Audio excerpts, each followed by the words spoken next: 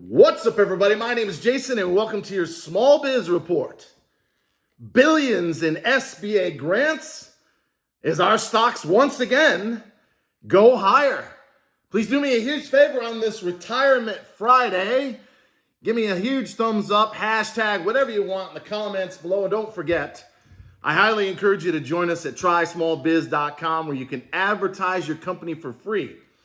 Or for just $1 a day, you can keep me out of the poorhouse because I no longer work for the man.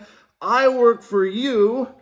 And become a premium member, and I'll promote you to over 100,000 people on social media, including the YouTube homepage now as of yesterday. I thank you for letting me do so. So ladies and gentlemen, for only the third time in 2 years, pull up a chair, grab a cup of coffee, ice cold beer, glass of wine for yours truly on this Retirement Friday. It's a Guinness Stout, the first of the day. Cheers, by the way.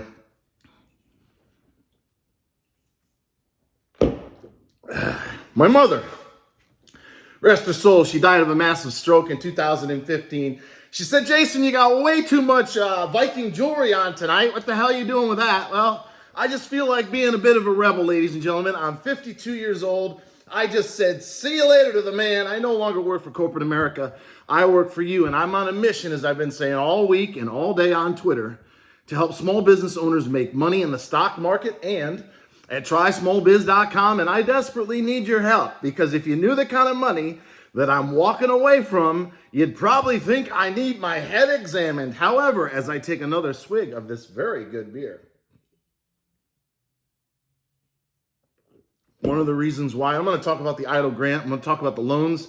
If you're stuck in reconsideration, we're going to finish out this short video on the absolute insanity in the stock market, including with a couple of our stocks that really turned out much better than it looked like this morning, didn't it, Helen? We were down 28% in that piece of shit.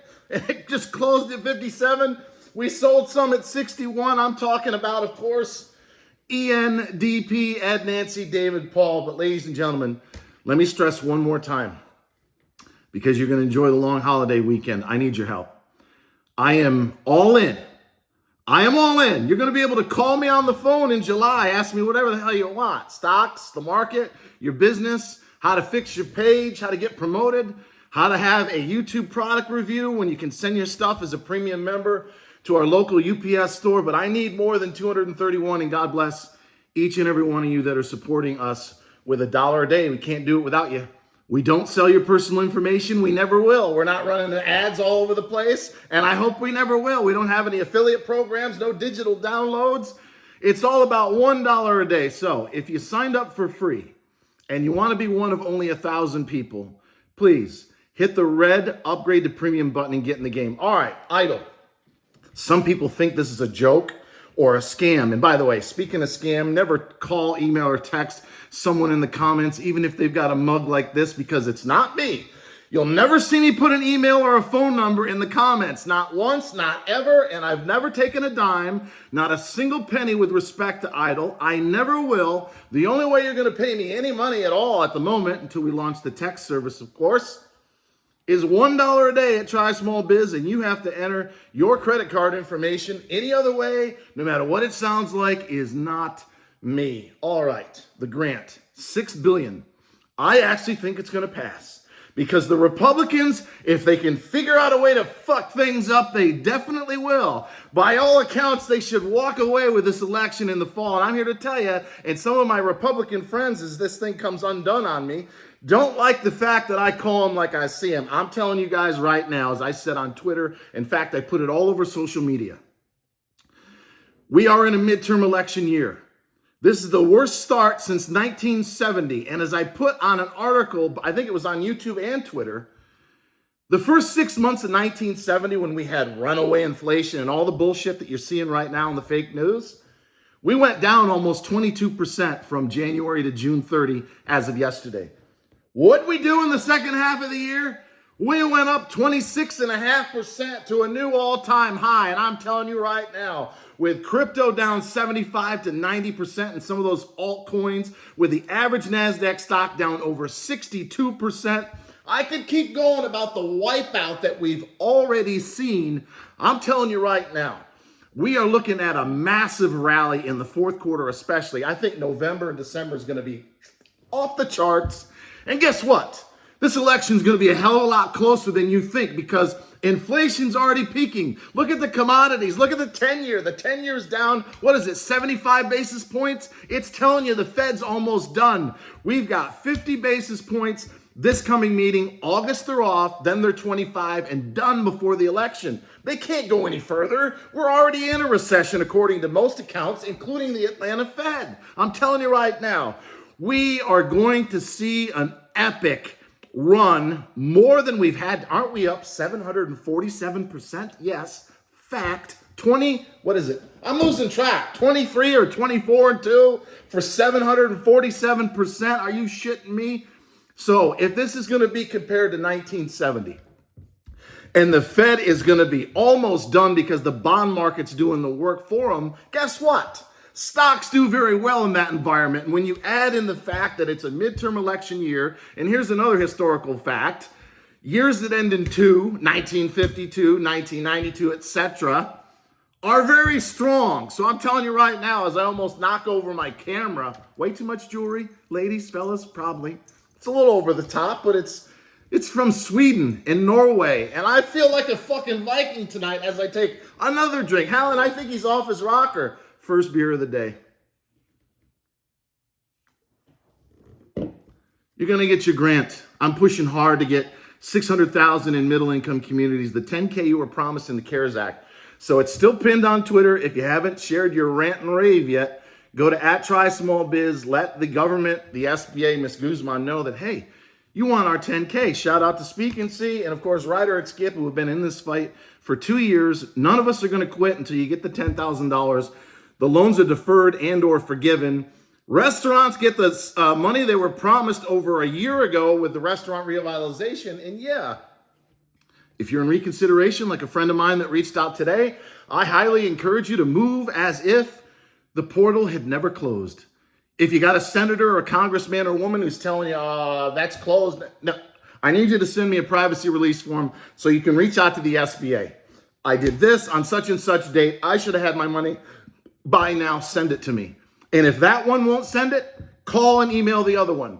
And then all your congressmen and women, you'll find someone and then get a small business advocate, 5 secrets to idle funding, in their office, and you tell them exactly what's going on. And every fucking pothole or wall that's placed in front of you, you go around it, under it, or through it. That's what we've done for the last 2 years. We are not going to stop until you get your fucking money, and that's all there is to it. So ladies and gentlemen, grant money's on the way. Fingers crossed that we get enough Republicans in the Senate, because the House, it'll sail right through. When would that money be doled out? Right before the election, right? Oh, look at, can you just see Schumer and Miss Guzman and put Nydia Velasquez and Crazy Nancy up there at the podium? Look what we did. We got you your 10K. Shout out to those crazy motherfuckers on YouTube and Twitter that were constantly harassing us for the last 2 years. You guys have no idea how much, as the lights go out in San Francisco. Is it San Francisco or Hollywood? San Francisco, Nancy Pelosi's district. He's got to be high on something. No. Life. All right, stocks. This morning I was taking shit, right? EMDP was down 28%. I told you to buy it in the low 50 cents range. It went down to 37.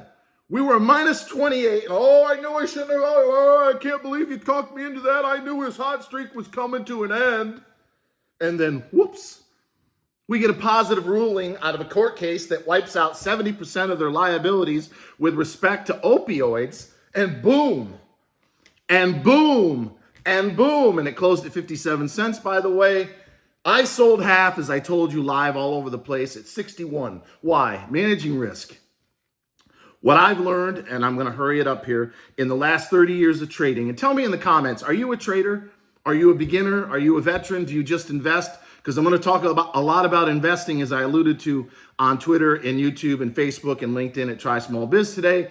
You should have at least half of your portfolio indexed in ETFs or index funds. I'm going to talk a lot about that in the next few weeks and months ahead. But let me know, are you trading? Are you a beginner? Do you want my help? Are you appreciative of my help? Do you think I'm completely out of control on Twitter 20 to 30 times a day?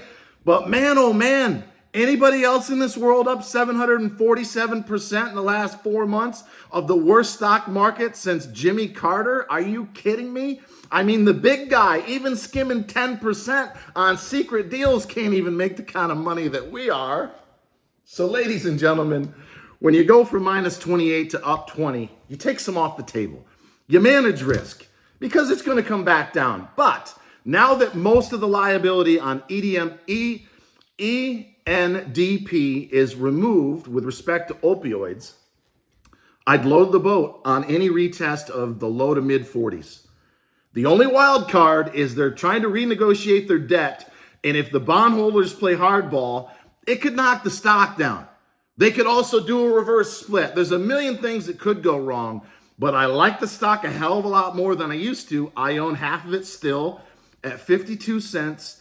If I see it, and I have cash, of course, down in the 40 to 45 cent range, I'll pull the trigger. Before I let you go, AGRX. We got you in it at 119. We got you out of it the next day at 190. It went to 275 on this very channel and over on YouTube, probably to the detriment of my so-called brand. I said, get the fuck out at 275. Here comes a below market offering. I'm telling you, I've seen this a million times. Well, the FOMO was off the chart. Oh, you sold it early. I made 64% getting out at 190. It goes to 280. Where was it this morning when it opened up? 61 cents. Where did it close? 64 cents. Now, there are some people, not all, that bought back into it at $1.25, and I blessed it. So if you want to hold that one against me, I'll give it to you, even though it went up 20% after I said that. But if you didn't sell and you woke up this morning to a 30 to 45, 50% hickey, you can blame that one on me. But you also have to offset the 64% gain. So basically, you're still up if you got sucked into that trap, 25 to 30%. But this, in my opinion, and this is what I'm going to close out with, only half the channel stuck around this long. This is just like EVFM. They did a reverse split at 1. They did an offering at 75 cents, 25% below market. The retail crowd gets pissed off and sells it all the way down to 27.5.